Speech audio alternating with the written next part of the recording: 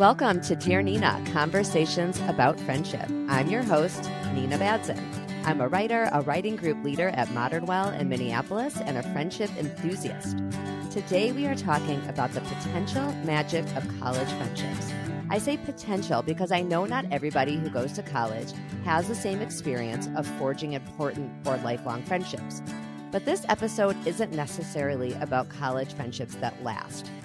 After high school is a time to start anew with lessons you learned about yourself growing up.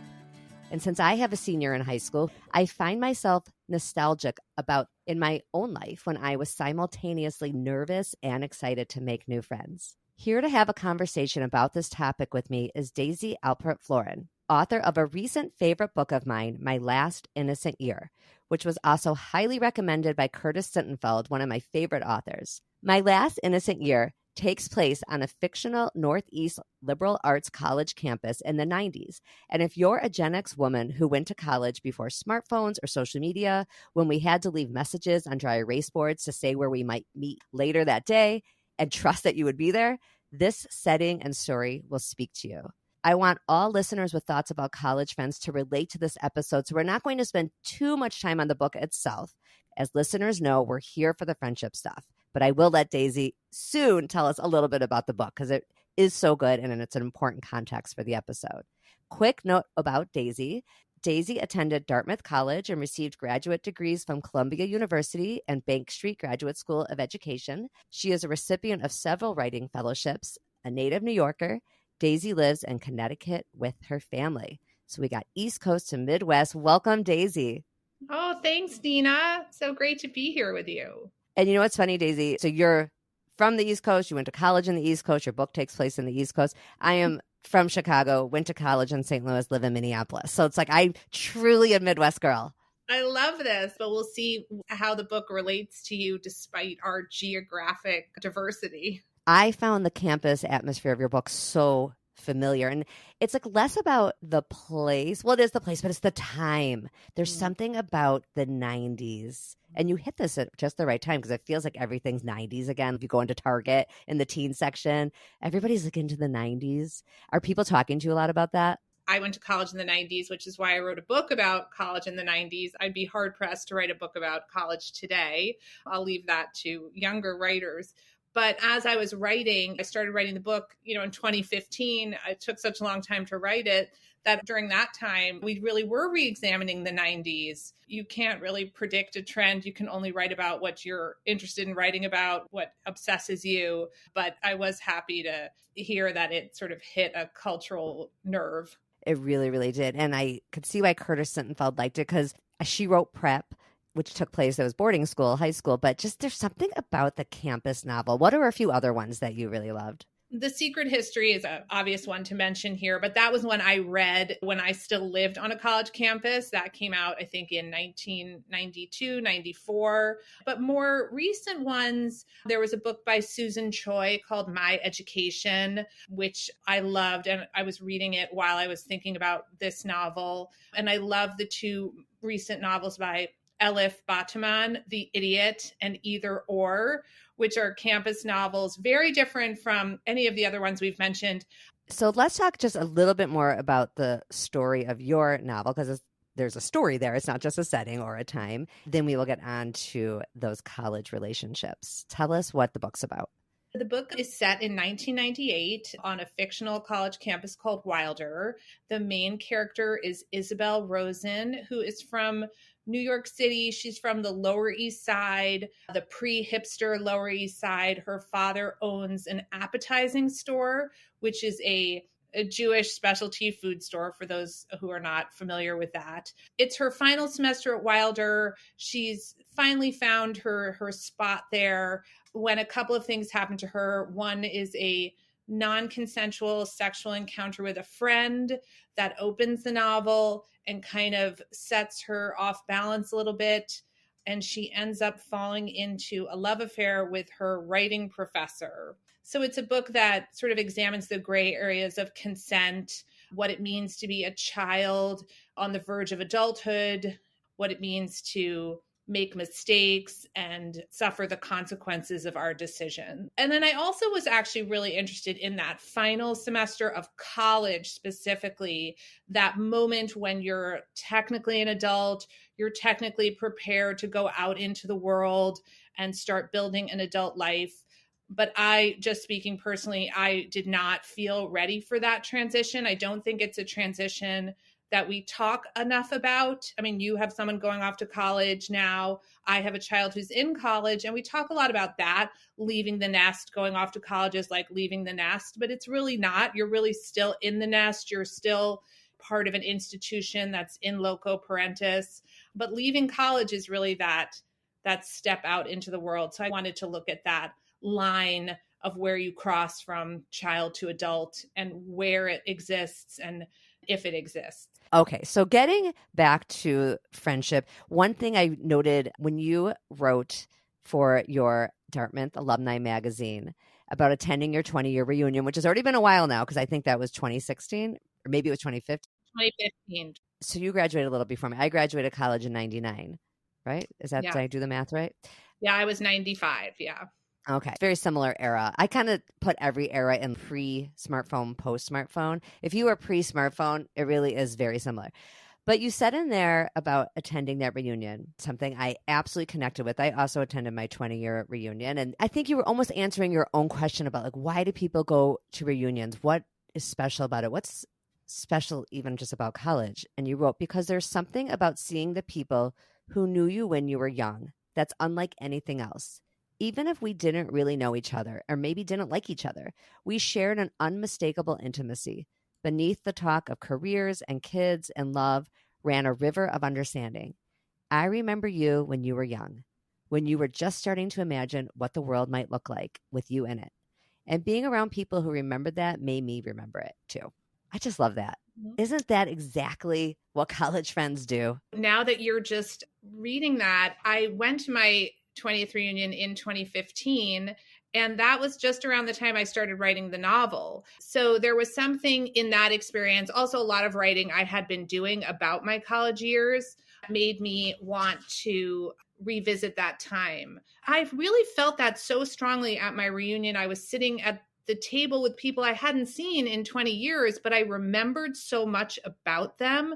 Maybe I had met their parents or their little sister when they came to visit. It was like I almost felt like I knew more about them than I knew about the people I saw every day in my adult life. There was something about that time, and there probably is something about our brain plasticity during those years, which I'm not clever enough to talk about, but something about those impressions that we have when we're young, and certainly even younger, but just specifically those college years, they just really leave an impression on you. So I had a great time at my reunion, and that was why I wrote that piece, because I was surprised at how much fun I had and how many people I connected with and wanted to talk to. Even like I said there, even if we hadn't really been friends or we didn't even really like each other. You know, I think another piece of that special about that time is it's not like you're not in touch with your parents, especially now parents and kids are in such close touch, but they're not right there immediately on campus. And so you count on your friends in college in a way that is very different from how you count on your friends before and different from how you count on them after. This specific time, those are the people who are immediately there. If you have to go to the hospital for some reason, you broke an ankle, you drank too much, whatever it is, that's who's going to accompany you. There's one quote from the book. It's about this small group of friends. There's Kelsey and Deborah and Isabel. They're worried about Deborah. Kelsey says to Isabel, it's not your responsibility to take care of Deborah. And Isabel says, not in quotes, but to the reader almost, but whose was it, I wondered? Who was there to catch us if not our friends? And that really is true in this time. You're not married. Even if you're in a serious relationship of any kind, it still feels like it's like the friend's responsibility. Those friends you made sometimes freshman year, maybe just because you happen to live in the same dorm. There's a lot to proximity and chance. And then all of a sudden you're in charge of each other. Yeah, I think that's actually, I've never really thought about that, Nina. You're right. The in loco parentis is almost with your friends. Who's going to take you if you need to go get your birth control pill renewed? I mean, and certainly in the 90s, yeah, we were in touch with our parents, but I don't think I called them every day. I couldn't call them any minute. I would have to go sit at the public payphone with my calling card to call my mom at the office. And you know what I mean? I wasn't as in close touch with my parents. Maybe that was just me, but I think all of us were a little more detached from our parents than maybe our kids will be from us in this moment. So we really were relying on our friends when we were sick or depressed or had gone through a breakup or something happened with a class. Yeah, you're absolutely right. And I wanted to show that the friendships in the novel, there's basically a little threesome. It's Isabel, the main character, and her friend Kelsey and her friend Deborah. And I made them all roommates this final year to really sort of like highlight how that friendship worked. And there's something happening in the friendship this year where Isabel is starting to realize that Kelsey and Deborah would maybe not be as close friends with each other if it wasn't for her, that she's kind of the glue that's holding this friendship together. It's starting to strain. It's starting to unravel a little bit in this final semester, which I think can happen, you know, as you start to leave a place, you might start to purposely pick fights with your friends just to make the leaving easier. Oh, that definitely happened to me senior year. If any of my college friends are hearing this, they're laughing and nodding. We had all kinds of problems. Second semester, senior year, exactly like you're saying. They say when your teenager is being really difficult and you guys are not really getting along, sometimes it's to make the coming apart easier. You know, otherwise they would never leave and you would never let them leave. So it's kind of can be like that too, maybe that end of college. It really is a scary time because you go from just having the time of your life to all of a sudden it feels like first semester, senior year, especially like, wait, the business major people are all interviewing for consulting jobs. When did that happen? Why are we all of a sudden doing that? I mean, of course you have to do that. I mean, people have to make a living. People are taking the LSAT and the GMAT, and it's like things are getting serious quickly. It's quick. Well, one of the things I wanted to think about also is how college is suspended time. It sort of feels longer than 4 years when you're in it. You know, it feels sort of like infinite. I, for one, never really thought about that I was going to ever leave. I mean, one of the things I say about that second semester senior year, I had no idea that it was ending. If I had really known what was going to happen, I would have spent the whole time crying. But I didn't really know that it was ending. Everything just felt sort of infinite. You're also, if you go to a campus school, like I went to a campus school, Wilder is a campus school, you're kind of in a suspended place. You're sort of out of place and out of time. And also all the things you're talking about, getting jobs, taking the LSAT, all those kind of real world things sort of don't apply. Everyone's sort of eating at the dining hall. So you're not maybe as aware of who has a lot of money and who doesn't. I mean, maybe people are. I remember feeling like not really as aware of that when I was in college. It was only when we started to leave and this one could afford to, you know, take a year and travel in Italy, or this one's parents could help her get an apartment, and all these things that I was suddenly aware, oh, we actually aren't the same. People have more and people have less. In the book, Isabel does come from a background with a lot less income, and her father is very, very concerned about what is she going to do after school? What is this English major going to do with herself? And that is a real part of the book, but it doesn't seem to affect the friendship so much. Like I see what you're saying. There was another thing my last innocent year made me think about, and that is the things we talk about with our college friends and how that's different than what we talk about with our adult friends. Before, we were sort of comparing high school a little bit to college. I'm thinking now more about after, the kinds of talks I have with my friends now versus what I would have talked to my college friends about.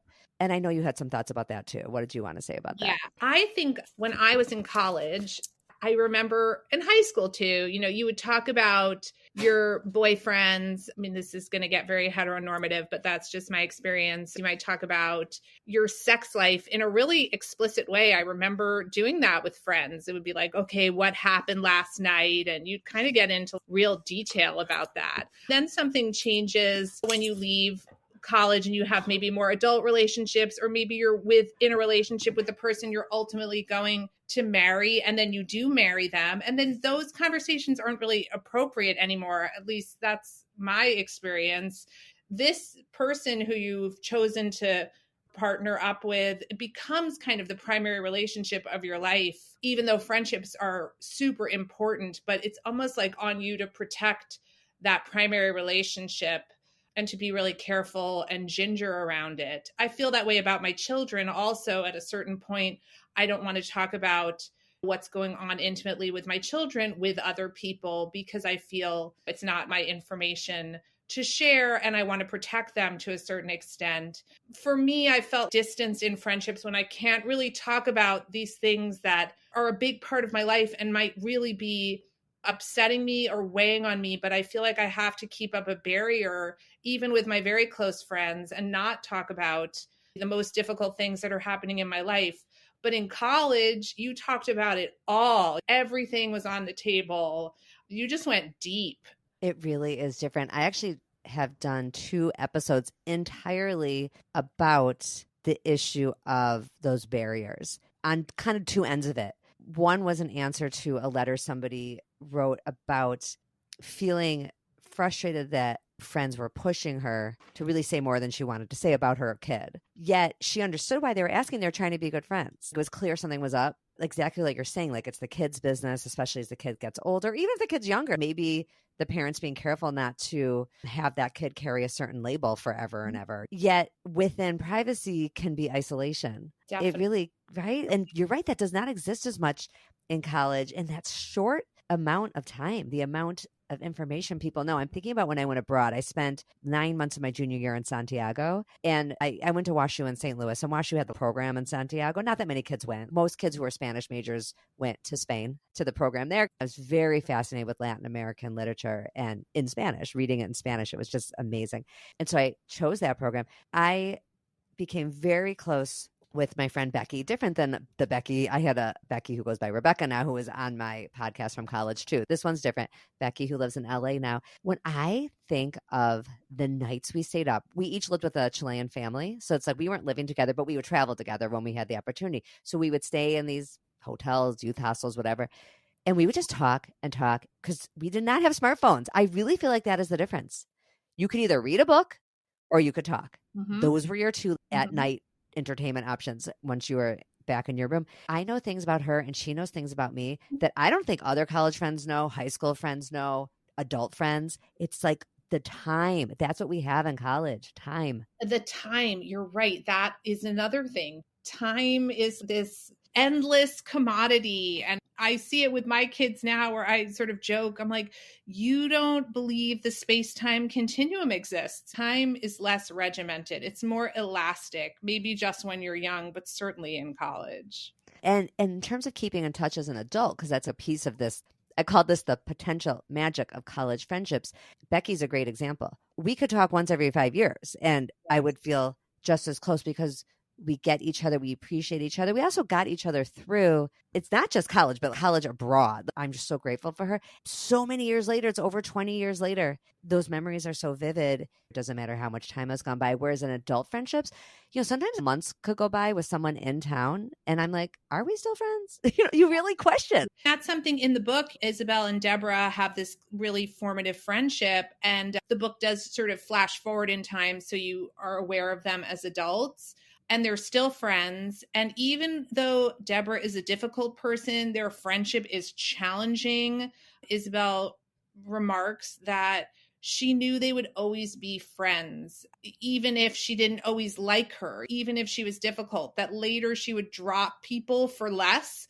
But Deborah, they had just been friends during, a difficult time, a challenging time in their lives. They knew things about each other, intimate things about each other that you wouldn't be as eager to share maybe 10 years later, right? In those college years, you're really figuring yourself out. So it's almost like through the process of figuring yourself out, you do through other people. You see how your stories land on another person. It's almost like you're trying out all these different personas to see which one sticks, which one lands. And you do that by bouncing up against these other people. And, a college campus is a place where you're just bumping up against people all the time. You're living right on top of each other, privacy is not really a thing. You're sharing the bathroom, when someone's taking a shower, when someone's taking a nap, when someone's hungover, when someone's up all night by themselves or with somebody else, you're just like really jammed up against each other.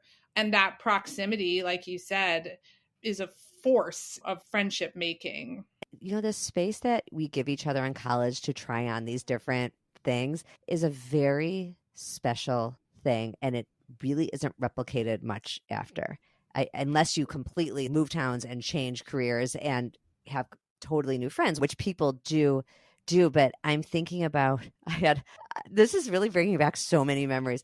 Freshman year in college, I was having somewhat of an argument on the phone with a high school friend. My best friend from college was from Maryland, and we always argue over who has the accent. I think she has an accent. She thinks I have an accent. I was talking to my Chicago friend on the phone, and she stops me and she said, "Hold on for a second. Why are you talking so differently?" I think I was trying on this East Coast accent, and she basically called me out, rightfully. She was like, "Nina, you don't even sound like yourself." And I don't think she just meant the accent. I think she meant in general. I think I was being more aggressive than I ever had been. And that's not something I'm proud of. I dialed it back, I think, as time went on. But I was trying that on. I was trying on debate college Nina, intellectual Nina. I was. College is a place that you actively choose. And I'm kind of generalizing here, but for most people, I think when you go to college, it's the first time you're making an affirmative decision about the kind of community that you want to be in. High school is oftentimes a function of either where you grew up, you just go to the public school that's in the town that you grew up in, which is something your parents have chosen for you, or you go to some other school that your parents have chosen for you. But going off to college, you're really looking at what kind of environment do I want to be in? What kind of setting? And, what kind of people do I want to be around? Maybe you went to a big public high school, but now you want to go to a small liberal arts college. And then the friendships that you make there are a function of that choice of community. I grew up in New York City. I went to public school in New York City. I loved where I grew up. But when I looked at colleges, I looked at small colleges in small one traffic light towns. I don't know why, really, but I wanted that experience. I wanted a college that reminded me of my summer camp because I loved camp. And I wanted to go to college where I felt like everyone was just going to be there all the time. No one was going to be taking the subway downtown or, taking the train to Brooklyn and going to a club. I wanted to know that on a Saturday night, I was going to be able to find everybody. And I could. Everyone was just there all the time. And even though we didn't have cell phones and we had no way of finding each other, you kind of always knew where people would be and that you'd bump into them eventually. And I loved that. And the kinds of friends that I made in college, I guess, were a function of that decision. Those were the kinds of people who wanted to be there. They wanted the same experience that I did. So, looking back, as much as I loved where I grew up, and I really did love my high school, and I had great friends in high school, I'm not really in touch with people from high school. My list of friends, of people that I talk to, the contacts in my phone don't actually include any of my high school friends. It's my college friends who are on that list. They're the people who I reach out to the most. And that might be, who knows why, but maybe because a function of the kind of people that I sought out during that time in my life. One last piece of the college friendship aspect I want to talk about with you is, and it's so clear in the book, is the way in college we make decisions almost in a consensus. I personally found it hard to get out of that, meaning I liked it in college. It was very natural for me to kind of almost everything was like a group decision. Where are we eating tonight? Yeah. Something as basic as that, but also something bigger, like, am I breaking up with this boyfriend? Everything for me was by consensus. And I think it took me, and maybe this is an issue of my own maturity or lack of maturity, depending on the time. So in this case, lack of maturity. It took me a while to stop doing that. Not necessarily with just college friends, but like even as I was making friends as an adult. That obviously speaks to something in me that I always am working on, is just making my own decisions independent of what people will think. Like, I'm a pleaser. College breeds that, but then it's hard to be done with it. It is a kind of scaffolding, right? It's like you grow up in a family that you are asking for advice. How should I do this? We give our kids advice all the time or try to help them make those decisions. You're transferred to college, you leave the nest, you're in an institution that is supporting you, and you turn to your friends. I think I turn to my friends more than I maybe talk to my parents. I mean, I did have friends who I know called their mom every day and would sort of be like, what class should I take? Or, I'm working on this paper. I never talked to my parents about that stuff. It's not that they didn't care, but they didn't know the landscape. So you would ask your friends. And so that was a kind of scaffolding. And I actually really, really think that the book is a coming of age story. It's a loss of innocence story. And all of that is sort of the journey to adulthood. And the journey to adulthood is trusting your own voice, finding your own inner wisdom and listening to it and tuning into it. And that can be the work of a lifetime, Nina. So I'm sure you do it beautifully now, but I think what you're describing is learning to trust yourself and just stand on your own 2 feet, which is the work of growing up. And it is hard. It is really, really hard. I do think I've gotten a lot better at making my own choices, but what I have to stop myself from doing is going on a PR campaign about it. I think that part of publishing this book for me was trusting my own decisions, and that it got me this far to trust my gut and trust my instincts, because there were decisions I had to make along the way. Sometimes I would ask other people's advice, but I tried not to ask too many people because I felt like, was I really listening to them, or was I just wanting them to confirm what I already thought? So maybe I could just skip that part. We do that, don't we? That's just natural human, just to hear ourselves work something out.